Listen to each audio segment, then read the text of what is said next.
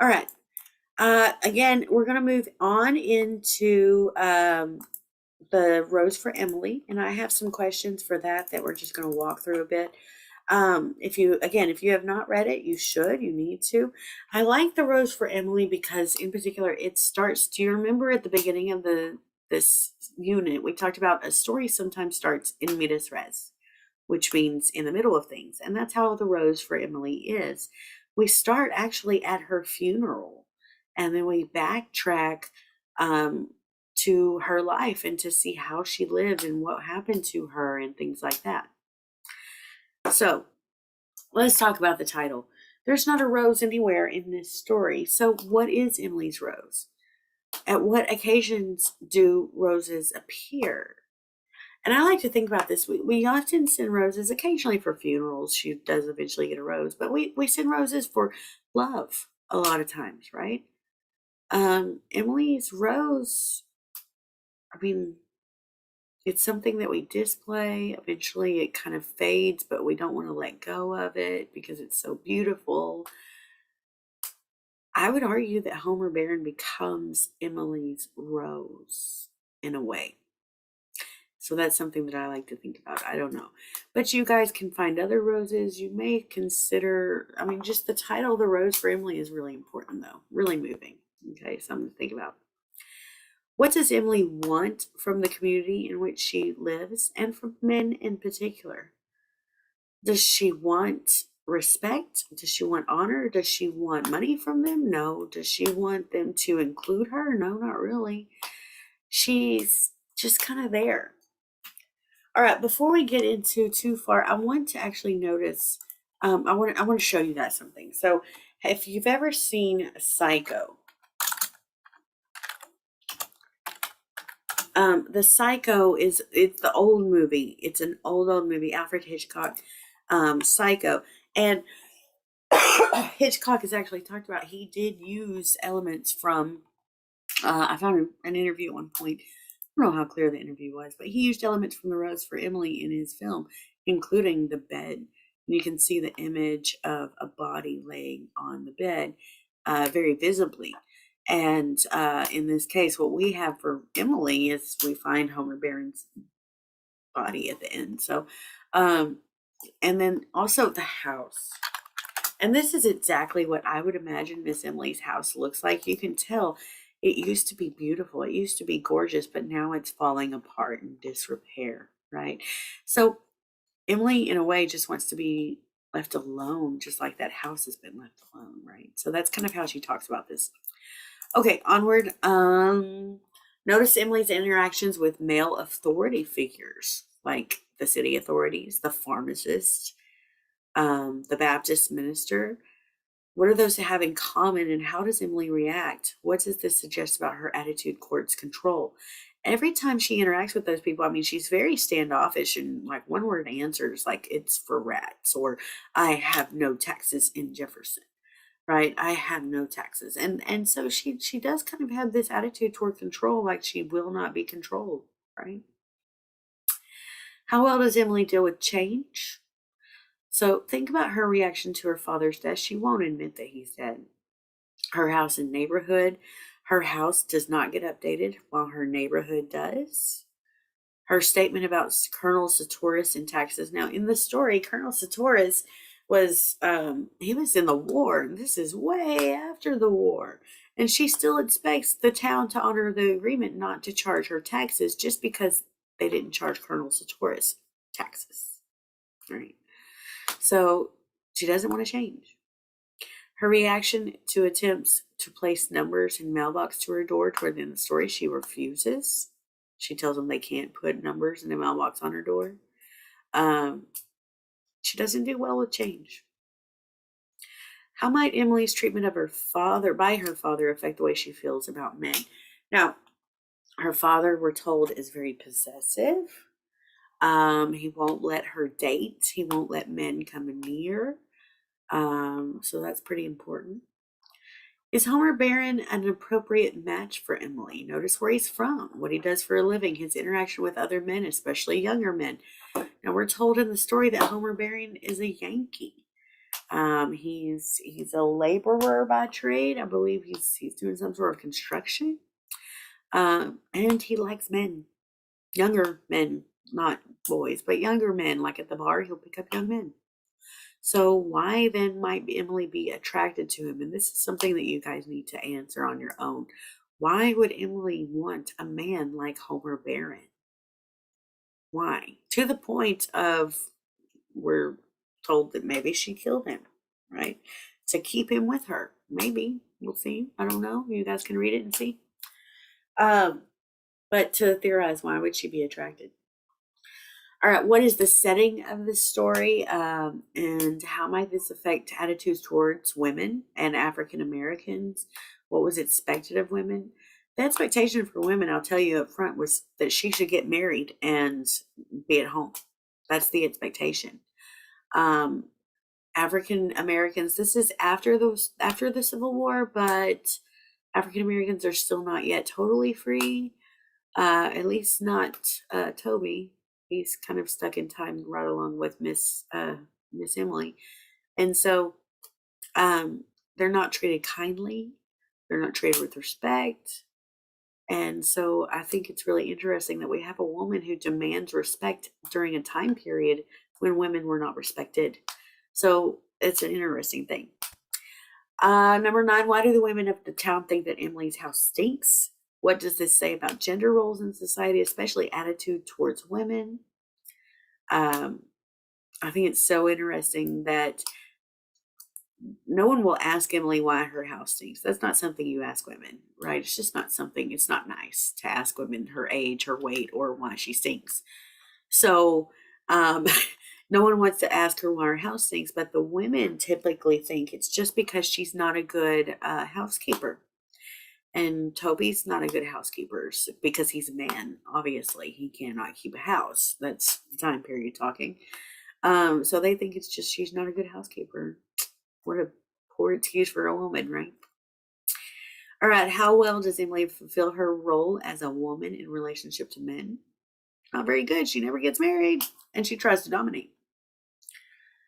Number 11, how has Emily's father treated her? Notice the tableau that the narrator scribes of Emily as her father. What uses the whip? Now, I'm going to do this. This is going to be terrible, I promise. But the image that we're given, it's like a photograph. So a tableau is like a painting. Okay, it's like a painting. So imagine this photograph on the table. You have this. Let's see. So it's standing on the table. There's the little stand. Yeah. Okay. That's a terrible picture, but okay. But there's the stand, and it's sitting on the table. All right. So we have our picture. And in this picture, look, we'll even give it a frame. There we go. So in this picture, we have Emily's father standing in the front, right? And then we have Emily standing in the back. And so we have him, we'll give him a little square body. We have her, we'll give her a triangle body because she's wearing a little white dress. And that white, I want you guys to notice, pay attention. Colors are always important. Colors are always important in stories. If she's wearing white, think about things that are white usually. Traditionally white, like hospitals and sterilization is white, clean. We also think about white, white doves, purity, innocence is white. And so the color white on her dress here in this little picture is pretty important because at this point in time, she is still very much a little girl. She is still very much innocent, and I'll give her some curly hair. There we go. She's got curly hair. I'm a terrible artist, just so you guys know. But she's still very much innocent. She's still very much wearing white, and she doesn't know anything yet. Neither of them are really smiling. Okay, neither of them are really smiling in this picture. So we have Colonel Sartorius. Let's give him a hat. He needs a hat. That's what this picture is all about. Hats are important. So we'll give him a hat. Now he's also holding, you noticed, a whip, right? And a whip is like, it's like one of those, like you might curl it into like a, like that kind of thing. But he's holding a whip, and that would have been used to beat horses. so that they could take him places or whatever. But in this particular picture, the only other thing in the picture with him is his daughter. How interesting is that? I also think it's quite interesting. The only other person who ever has a whip in the story is Homer Barron. That's no accident. All right. So when we talk about how Homer Barron is so wrong for Emily, think about the fact that he holds a whip just like her father does. That he probably takes command of her like her father does. You think about Freud, the Freudian slip is that every woman picks a man who is just like her father because secretly she wants to marry her father. I think that part is absurd, but she picks a man who is like her father. And that's what Miss Emily's kind of done when you think about it that way. Even though Homer is a northerner, he likes men, he works with his hands just like her father did, and he uses a whip just like her father did. So, um, some similarities there. So that's what that picture is. And so you guys can look at what does that say about her relationship with her father, right? Okay, how does Emily react to her father's death? Why doesn't she accept it? I mean, she goes for like a week telling people, no, my father's not dead. Why? Especially considering how he may have treated her. Those are all good questions, right? All right, let's look at the symbols in this story. Think about Emily's invisible watch. Think about how that relates to change. If you have a watch or time telling device, that means you realize that time is passing, yes, and you're watching the watch. But if Emily has an invisible watch, it's one that no one can see, then she can't see it. She does not perceive time passing. It's quite incredibly interesting. Think about the symbol of the whip that's held by Emily's father and Homer Barron, the color of Emily's dress, Emily's house at the beginning of the story, and then at the end, the word the pharmacist places on the poison container. He writes for rats. And think about who's it for. Homer Barron. Does that make Homer a rat? Possibly. Maybe. Okay, discuss Toby's role in the story. Toby is the servant. I think of him as like the lurch, kind of the creepy guy hanging around the corner that scares you. What must he know that others do not? Why doesn't he tell someone? Why does he just leave when the story ends?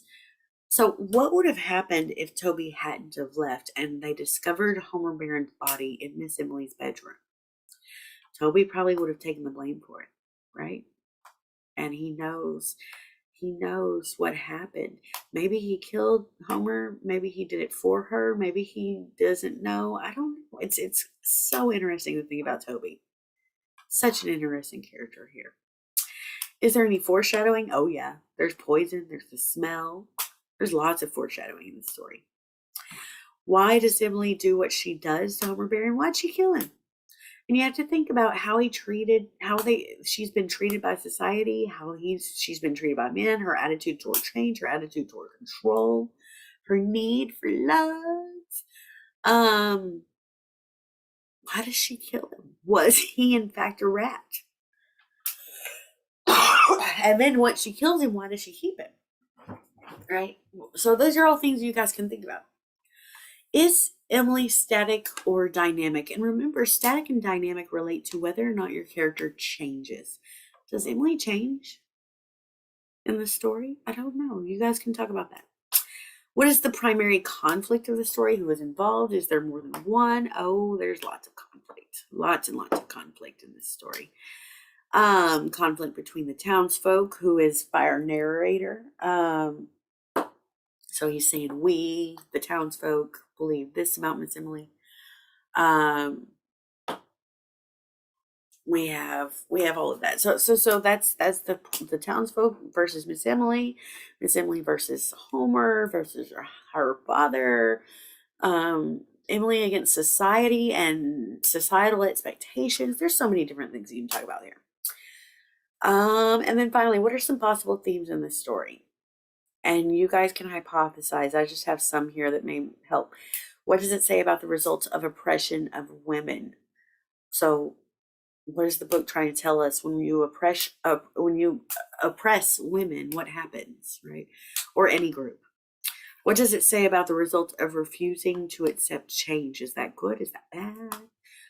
What does it say about an obsession with control? How healthy is it to have an obsession with control? And how does Emily maybe tell us about that? All right, again, this story is so rich and wonderful. I would love it if you guys wrote your essay about this story, because it just has so many fun things you can play with and different hypotheses that you can run with and play with on this.